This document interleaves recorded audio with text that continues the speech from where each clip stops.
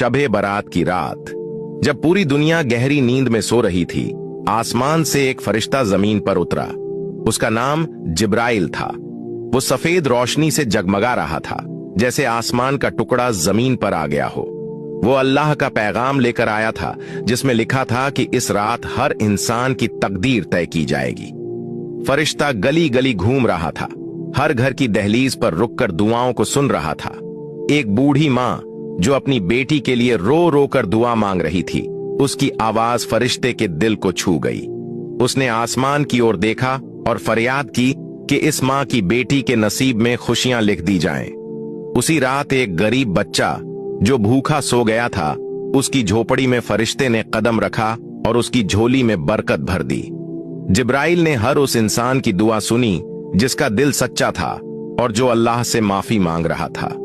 वो रात सिर्फ रोशनी और दुआओं की रात नहीं थी, बल्कि ये अल्लाह की रहमत का तोहफा थी।